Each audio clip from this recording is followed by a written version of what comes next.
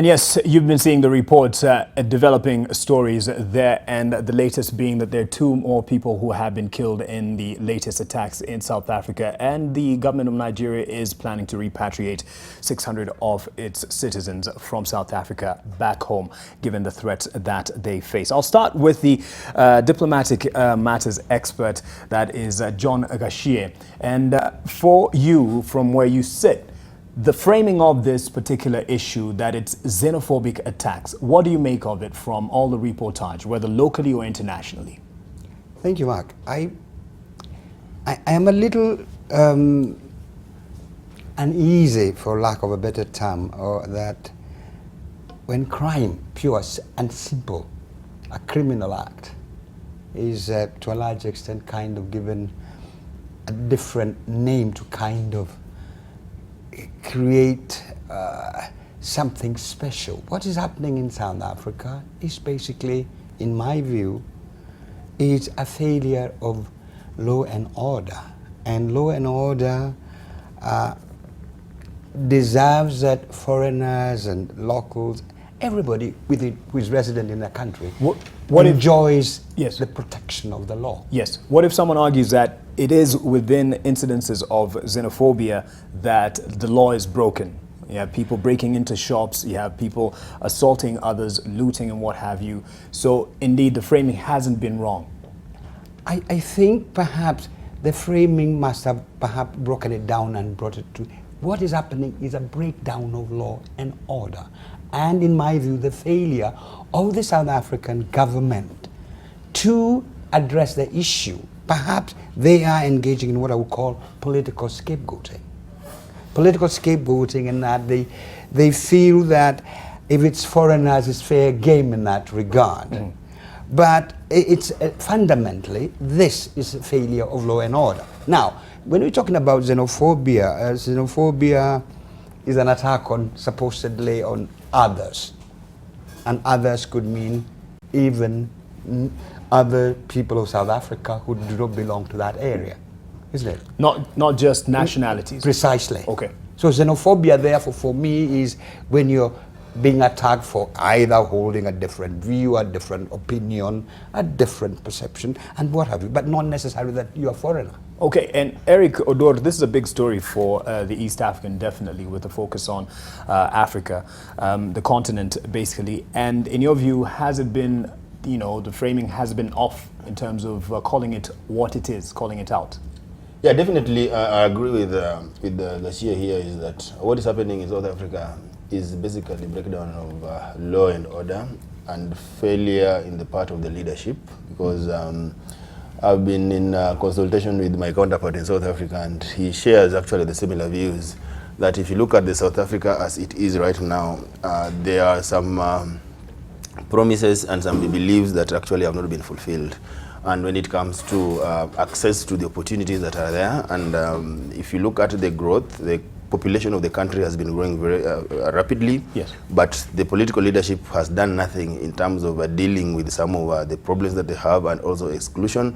So to the extent that now there is hatred, and like he says, definitely what is happening there is just criminal act that is going on. So it has got nothing to do with the hatred that these people have against non-South Africans, as is being stated, but it's because people are actually angry and not happy with the political system as it's operating currently. Okay, and Victor, you've been always careful, that's the Media Council, especially when we have our own instances of community attacking another community. And in this case, as we're hearing, at least so far, it's not xenophobia in the strict term as it should be.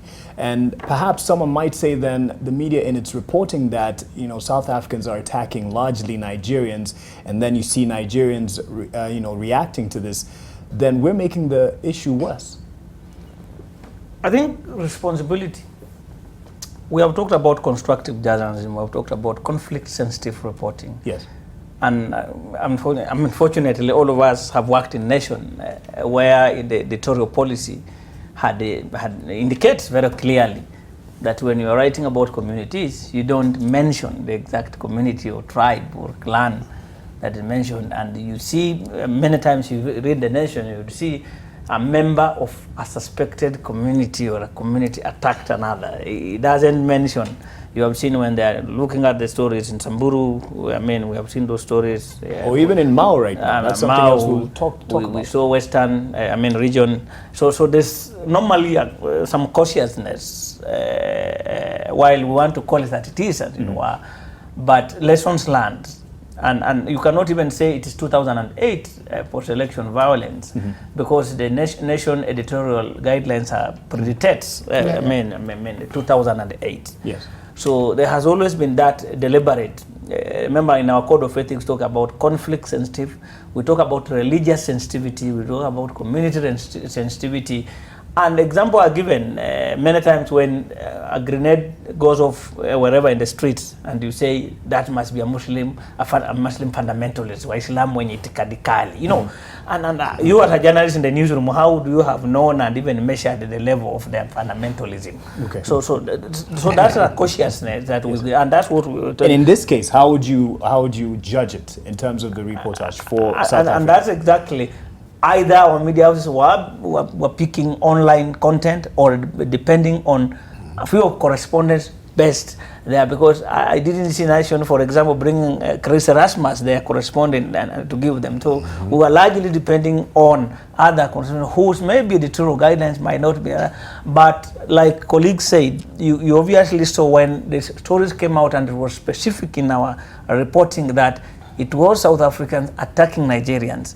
There was an immediate repercussion in Nigeria. Yes. When even people are using fake photos to say this was DRC Congo, very old photos, there was also an immediate attack, reaction in DRC, you remember. Yes. So that's the kind of things we are talking. In fact, the worst was that when people were using very old clips that they were not even relating to the incidents that were happening to stir that emotion. And colleagues have said online, journalists are not competing with online. Journalists have a professional responsibility. We are not, whether there's breaking news, whether there's not. The professional tenets and ethics will tell you there are things you can do, whether for breaking or not breaking.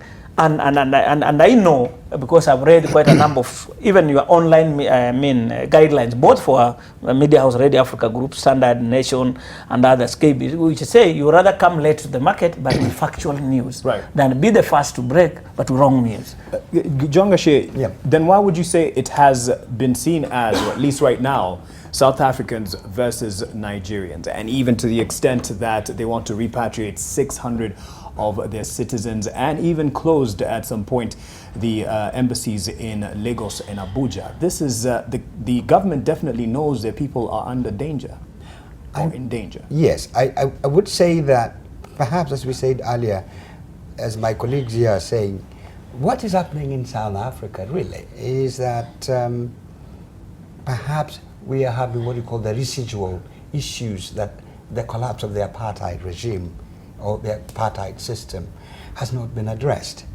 Having said that the political infrastructure in South Africa at the moment has failed, in my view, to address the salient structural issues that lead to this, therefore, profiling and identification.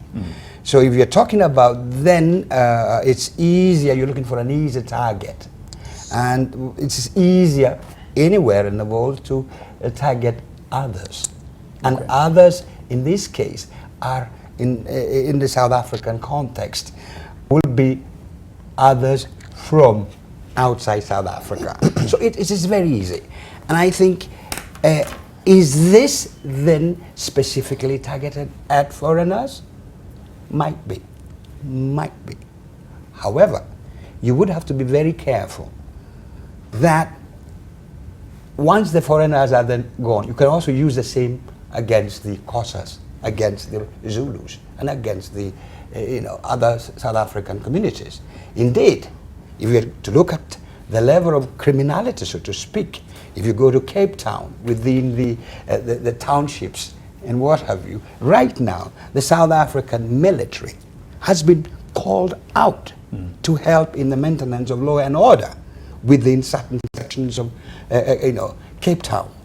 Now, South Africa has one of the highest murder rates in the world, indeed.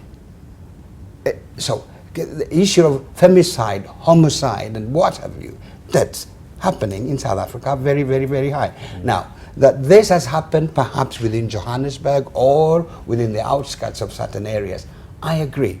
But for me, it's a failure of law and order. And therefore, the media must be very careful not to try and to dampen or kind of make it appear sophisticated.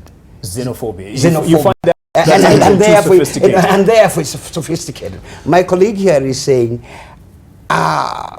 if then a Kenyan or a Zimbabwean or a Namibian for that matter, or even a South African, to have been killed or attacked because somebody felt they hadn't done, or they are using him as an excuse to justify their action, then if then it is perpetrated and targeted at foreigners, then we have an issue.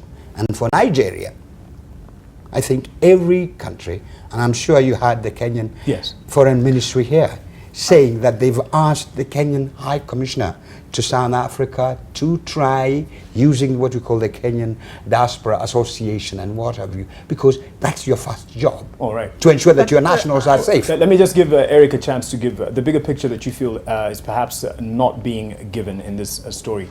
Yes, I think what some of the journalists actually from South Africa they are raising, they are saying that what is happening in South Africa, the problem is not necessarily the people who are being targeted, as the locals complain about limited economic opportunities. And when they were moving away now from apartheid in 1994, when they got the independence, there are some things that ought to have been done to try and fix the inequalities and exclusion that was there then.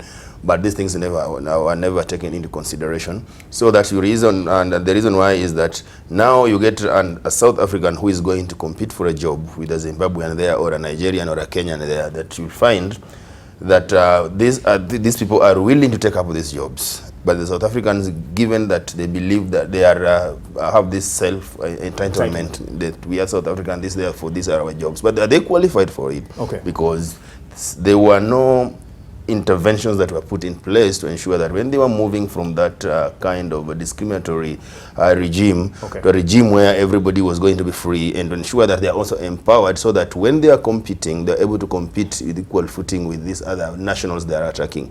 Then also there is this other angle whereby when people are also going for jobs, some guys who are going there to look for greener pastures, you know, when you're looking for greener pastures, sometimes their options are limited, and therefore the job that you are given, sometimes you'll get that job, and also at maybe the remuneration will be lower than the expectations of the South African. And looking at the economic systems, employers will not want to employ you because you are so and so, or because you are a Kenyan, or because you come from this community. But the employer will employ you based on what you are going to put on table, the value you are going to add. And that is not what's going happen. That's not what's happening in South Africans, because South African probably they have got that kind of they want self-entitlement, but again they can't compete with these other nationals who are streaming into South Africa for economic opportunities that are available. Okay, in like 2 words, because I need to take a break. Is this xenophobia, as it's been reported? I think what is happening is just a criminal act that is going on in South Africa. Poor framing.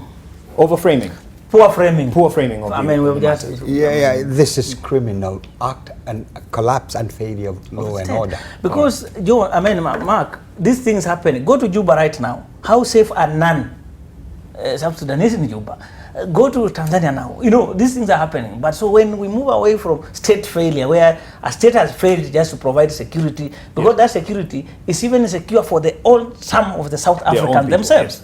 So we must look at a bigger, what is happening in South Africa. The state has just failed. You can even look at it this way. When the famous reggae musician was killed, Lucky Dube, when those guys thought that this guy was not one of us. I mean, but it turned out that it was a South African. All right. Let's end at that point for this issue.